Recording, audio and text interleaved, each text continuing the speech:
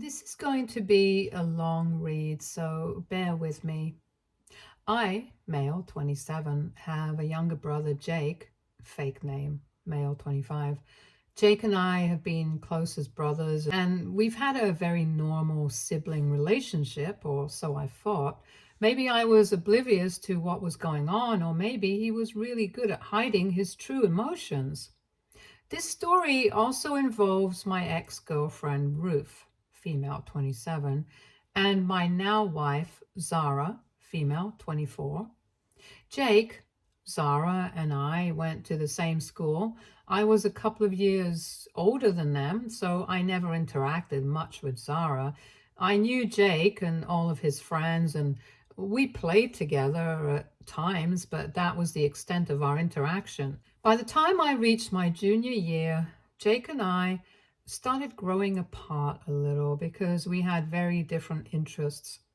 I kind of figured that something like this would happen and that it was a natural outcome of growing up, so I didn't really push for a close relationship with him. We did hang out occasionally, but we didn't share secrets. Boys don't really do that, so it didn't bother me much either. The only thing of significance to this story is that while I was about to leave for college, Jake was hanging around with a couple of his friends and their girlfriends, one of whom was Zara. Before you start accusing me of being a creep or a groomer for going after a 15-year-old, I want to make it clear that nothing of that sort happened. I met all the kids over there, and one of them asked me whether I was going to college. When I told them, Zara chimed in that it was her dream university, and I just remarked that she was more than welcome to ask for my help. When she replied, that was it. I had no other interaction with her at school. I then went off to college and forgot all about that little interaction because it was inconsequential. In college, I met Ruth, and we were classmates. We hit it off instantly. It took me a while to ask her out, and I managed to do so in my third year of college. She said yes, and we started dating. At the beginning of the relationship, everything was great. We understood each other well because we were struggling with similar things and wanted a similar life for ourselves. So I felt like I really understood her. I landed a well-paying job right out of college, but unfortunately, Ruth did not. I was more than willing to help her out, and we decided to move in together to save costs. She was applying for jobs left, right, and center, but somehow, even after making it to the interview stage, she never got accepted. I knew this was taking a mental toll on her, and while I did earn enough for the two of us, it was still difficult to save much because it was so early on in my career. She kept applying to different places for over a year, but with no luck. It was devastating for her, and I tried to be as supportive as possible. However, soon after, she got the idea that we could live comfortably on my income alone, and she stopped trying altogether. Initially, I thought she was just exhausted from applying and getting rejected, and that it was taking a mental toll on her, so I welcomed the change. I told her to take some time off and do things she enjoyed, which is what she did. This went on for 3 or 4 months, and she got happier, less stressed, stopped complaining as much, and was in a much better mental state than before, and I was happy for her. I thought I'd gently nudge her to start looking for jobs again in the next few weeks. A month later, I broached the topic, but she had a very bad reaction to it, saying that just the mere mention of going through that harrowing process again was enough to make her cry, and she told me not to bring it up again. She said she would start applying when she was ready. I trusted her word and didn't want to pressure her or come off as unsupportive, so I agreed. 2 years after I got my job, I received a promotion with a significant raise. I was overjoyed because now I could finally start saving and doing things I enjoyed. For the last 2 years, I had to put many of my desires on hold in order to support 2 people on my income. Coupled with Ruth's mental health struggles, my own hobbies naturally took a back seat. I was relieved that I could now have some money to enjoy myself. However, the minute Ruth found out that I had received a raise, she started begging me to help fund her niece's education. Ruth's brother was broke and could never hold a job for more than a couple of months. He had gotten a woman pregnant and had no idea. The issue was that the woman died, leaving no family, so the child went to Ruth's brothers. And he was thoroughly unequipped to take care of another human being. Ruth begged me, saying she loved her niece, I don't know how, as they had only met twice, and that she would never forgive herself if she couldn't help her out. This was all becoming too much for me, so I told her that I'd think about it and left it at that. Part of me was genuinely considering giving her the money, but another, nastier part of me thought that it was her niece and she could get up and pick up a job, any job, and help her out. I drank a lot that night, and as I kept drinking, all the rationale and logic that I had buried in my mind suddenly came rushing to the surface. I had always suspected that Ruth was trying to leech off of me, but I never gave much weight to those thoughts because I was in love with her. However, I couldn't shake those feelings anymore. I was funding her entire life, which I was happy to do, but to expect me to fund her niece the minute I got a raise, especially at the cost of what I wanted for myself, seemed a bit much. I knew it was time to take a stand for myself, because if I started funding the niece now, I'd never be able to get out of it for the rest of my life. The next day, I sat Ruth down and told her that I would not be funding her niece no matter how dire the circumstances. I also told her that if she felt bad for the poor kid, she was more than welcome to pick up a job and help her out. That would be her money, and I didn't care what she did with it. She tried to butt in, saying that I was being cruel and that an unfortunate child needed my help, but I wasn't having any of it. I also told her that if she wasn't going to get a job, the division of household chores was going to change. We had no kids and no pets, so I expected her to pick up 80% of the chores if she wasn't contributing financially. I told her that I had slaved away for the last 2 years, juggling work and home and supporting her. But now I needed a break. If she wasn't willing to support me monetarily so that I could have more money for myself, then she had to help take some of the workload off of me. To say that she started yelling would be an understatement. I don't think I've ever had the unfortunate experience of listening to such high decibels before. It was a miracle I didn't leave the conversation with my ears bleeding. During her long tirade, she called me every name in the book: manipulative, gaslighting, financially abusive, misogynistic, you name it. But to me, I just needed a break. Why were we even partners if she couldn't do this for me? The fight went on for a long time. I think she believed I would give in because I've always been non-confrontational. To her surprise, I didn't. We were at a stalemate for a few more days when I tried to revisit the topic, but she shut me down again. That's when I knew we were done. There was no future for me in this relationship, where all I was doing was subsidizing her life and getting nothing in return. The breakup was ugly. She didn't have anywhere to go because she didn't have a job.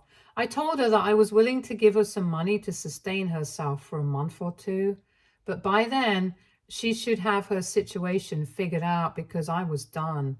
Cue the waterworks. She started crying, saying I was bluffing and pulling the entire drama routine. I told her that I wasn't interested in this relationship anymore and my decision was final.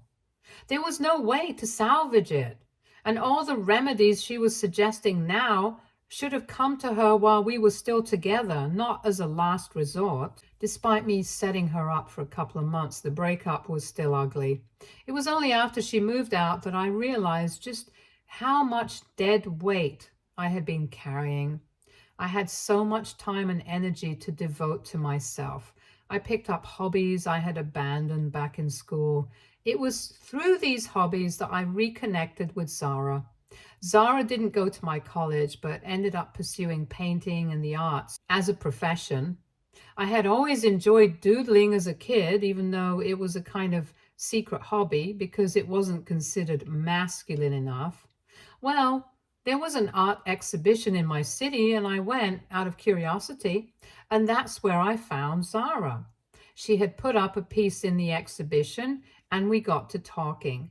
This was a few months after my breakup with Ruth. I asked Zara how everything was going, and we made small talk, which we both enjoyed. We decided to meet up again, and she promised to let me know if there were any other art events in town. She did. We met up again, and we slowly started falling for each other. It took me a year to ask her out, but by then I was already madly in love with her. I tried asking Jake about her, but he said they hadn't been in contact ever since she broke up with the guy from his friend group back in school. I won't go into all the details of my relationship with Zara because it's not relevant to this story. Just know that it's always been a warm and equal partnership between us, and I knew pretty early on that she was the one I wanted to marry. During this time, Ruth tried to get in touch with me a couple of times, but I always rebuffed her. Zara was always aware of this whenever it happened, and she was secure enough to not doubt me.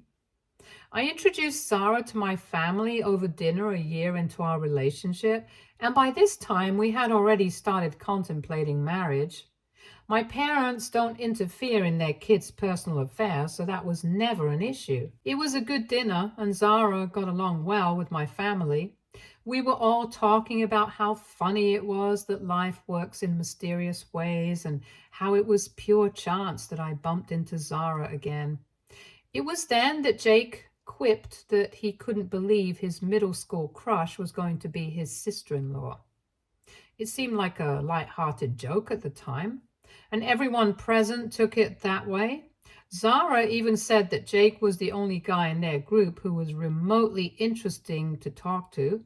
It was a fun dinner, and I thought nothing of Jake's comment. He seemed really happy for me too. Little did I know he had been harboring feelings for Zara all these years, even though he'd been in multiple relationships. The issue started during the wedding planning. It wasn't obvious to me at the time because I never would have thought my own brother would pull something like this. It was little things at first, messing up the time for the dress appointment, forgetting to check in with the caterer, things that could be attributed to him just being forgetful. I now know that it was deliberate on his part to create a rift between Zara and me and somehow stop the wedding. None of it worked. We were too strong to be rattled by a few missed appointments. Even though it was a high-stress situation for both of us, if anything, Zara became even more short and snippy with Jake, which only hurt him more. The final blow came on the wedding day. All this time, I had not been in contact with Ruth. I didn't know where she was, what she was doing, or how she was faring, and frankly, I wasn't interested. Little did I know Jake had been in touch with her for months leading up to the wedding. He was hoping for some kind of intervention-like drama, and if nothing else worked, he planned to get Ruth to coerce or persuade me into leaving Zara. She wasn't on the guest list, but she showed up as Jake's +1.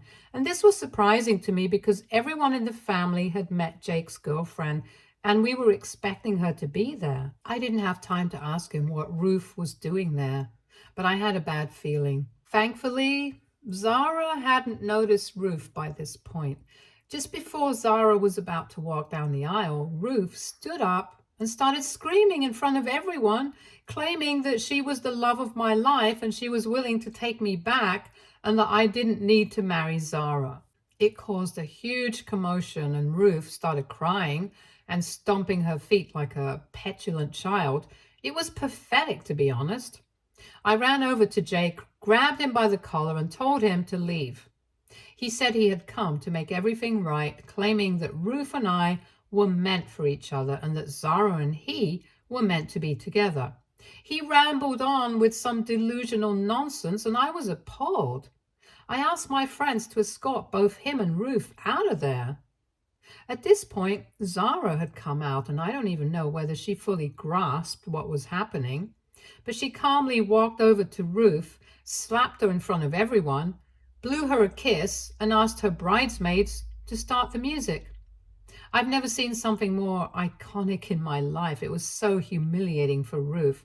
And instead of creating a scandal around me, she just turned herself into a spectacle in front of everyone. The rest of the wedding went as smoothly as it could, given the circumstances. It was a dramatic day, not at all what I had hoped for, but there wasn't much I could do to salvage the situation at that point. I blocked Jake right after the wedding. I wasn't interested in hearing his side of the story because he had already shown me plenty. It was disgusting and despicable, more so because Zara and Jake had never even shared any real bond. He was delusional and frankly dangerous to be around. Most importantly, I felt horrible for his girlfriend, Violet. A few days after the wedding, I called Violet to ask why she wasn't at the wedding and why Jake didn't bring her as his plus one. I wanted to know what kind of story he had been feeding her before I decided to meddle in their relationship. She was pretty short with me, saying I didn't have to pretend to like her and that she would much rather I drop the facade and be honest with her. I knew instantly that Jake had used either me or Zara as an excuse to keep her from coming to the wedding. I asked her why she was saying that. She told me to cut the act because Jake had already told her that she wasn't invited. That's why he didn't get a plus one for the wedding. She said she didn't mind him going and didn't mind that we didn't like her, but she was very put off by the fact that the entire family pretended to like her when in fact we couldn't stand her. I emphatically told her none of that was true and that Jake had misled her. I begged her not to tell Jake or our parents about our conversation for the next 2 weeks, and Zara and I would meet her after we returned from our honeymoon. She said she wouldn't betray Jake for us, so I had to send her a photo of the actual invitation that was sent out to Jake, which clearly had a plus one. I also sent her screenshots of my conversations with Jake where I confirmed her attendance with him. She said she didn't believe us. I told her I understood and that we weren't asking her to trust us. We just wanted her to keep quiet until we could meet and clear up the miscommunication. She agreed, but I didn't know if she would actually stick to it. I could only hope nothing would go wrong while I enjoyed my honeymoon, but I was really looking forward to showing Violet Jake's true colors. Update 1. I didn't realize this story would gain so much attention. My inbox is flooded with people asking for updates, but as I said, I was out enjoying my honeymoon and didn't bother to check Reddit. Fortunately, nothing untoward happened during the honeymoon itself. Jake remained blocked and he didn't try calling me. Violet sent a short text saying she hadn't talked to Jake about our conversation, but wanted to meet as soon as I returned from my honeymoon. The meeting happened a few hours ago. We met at a cafe because Violet didn't feel comfortable coming to our home. She was very defensive at first, with her body language and attitude making it clear she wasn't interested in listening to us. But we told her what had happened in detail. At first, she refused to believe us, calling us crazy for accusing Jake like that. However, during the honeymoon, I asked some friends if they had any videos from the wedding. While there wasn't one video that captured the entire ordeal, a few people were making videos and we managed to roughly piece the incident together. I showed those videos to Violet and then explained the whole Ruth situation. That's when she started to believe us. She asked Zara if there had ever been anything between her and Jake, and Zara firmly said no. Violet found it hard to believe that Jake would be so delusional about everything, especially if there was nothing going on. Zara said she was baffled as well. There had been a maximum of 10 to 12 in-person interactions, and she didn't know when or how Jake fell for her or assumed she had fallen for him. We told Violet we thought it was our duty to make her aware of what was happening, and that she was free to do whatever she wanted with the information. We also told her that we had blocked Jake and were going no contact with him, and we didn't see that changing anytime soon, if ever. She said she understood where we were coming from, but she also said she wanted to confront Jake and do it as soon as possible. We tried to dissuade her a little, but she said she owed it to herself, especially since she was pregnant, to know whether it was wise to stay with Jake. Both Zara and I congratulated her on the pregnancy and told her we would support her no matter what. She said she was sure she wanted to proceed with the confrontation, but for that, she would have to disclose that we had reached out to her and shared everything. Though it wasn't ideal, as both Zara and I wanted to stay out of the Jake drama, we also knew standing by Violet was the right thing to do. We told her she had our full support and we would do whatever it took to help her out. That was all that happened at the meeting, but I know this isn't the end. Things are about to blow up for Jake and he has absolutely no idea what's coming. Update 2. I know this update is coming very soon, but things have escalated beyond repair. I've unintentionally started a storm, not that I regret it, and Jake is about to go down hard. After Violet spoke with us, she didn't waste any time and went straight for the jugular. She called up Jake and asked if he was at work. When he said yes, she marched over to his office that very minute and confronted him. Things got ugly. She went straight into his office. She was allowed in because she told them she was dropping off some files for him and asked if he had pulled the stunts we had told her about. Jake tried to tell her it wasn't the place to talk and that they would talk once he got home, but Violet wasn't having it. There was a fair bit of yelling involved and HR had to be called up to his floor. Here's where things get even better or worse for Jake. The HR assistant asked Violet who she was and why she was creating such a scene, and Violet told her she was Jake's girlfriend and that she was pregnant. To her surprise, Jake denied it. He denied being her boyfriend outright. There was more yelling, and Violet was eventually escorted out. When Jake went home that day, a storm was waiting for him. They got into a massive fight, the details of which I don't know. What I do know is that it came to light that Jake had been cheating on Violet for a long time. And the woman he was cheating with was none other than the HR assistant who had intervened during the confrontation. So Jake is screwed. Violet is going to leave him. I know that for sure because she's a no-nonsense woman who doesn't tolerate disrespect. For her to condone cheating and forgive Jake is next to impossible. As for his affair partner, Jake's office has a very strict no dating policy. They make employees sign agreements and everything. Since the confrontation and Violet's little outburst at the office, his affair partner, let's call her Jane, learned that Jake had been posing as a single man and that he had a girlfriend who was pregnant. Jane was appalled to learn that she was the other woman and that Jake had been lying to her the whole time. Word got around like wildfire, and Jake is now under fire at work for what he did. And to make matters worse for him, Jane has connections with the higher-ups in the company, so Jake is screwed in more ways than one.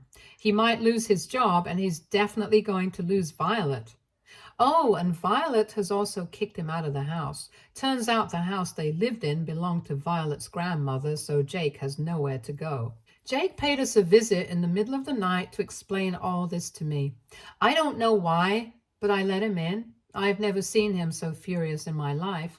He kept screaming about how I ruined his life and how I never deserved someone like Zara, and that she would one day leave me for him.